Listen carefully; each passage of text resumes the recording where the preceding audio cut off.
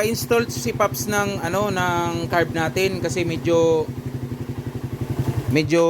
super lakas sa gas daw ng carb niya dati. Tapos medyo maingay yung makina, so pina-check na ni Paps sa atin.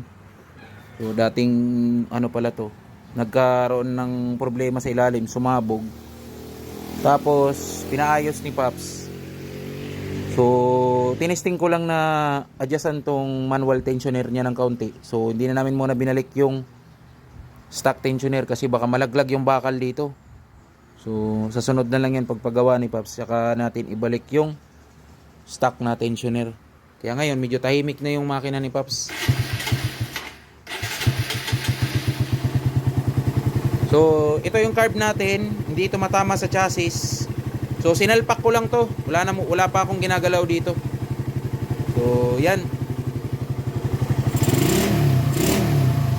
Yung mga naka quick throttle sa atin na bumili ng carb, pag naka quick throttle ka, pagka binigla mo to, o kahit na stock throttle, pagka bigla mo yan, hahagok yan kasi yung carb natin pang daily use lang, yung makina natin stock lang.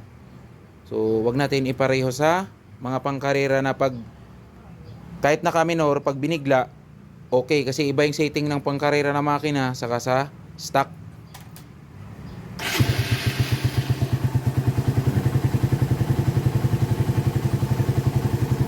Okay.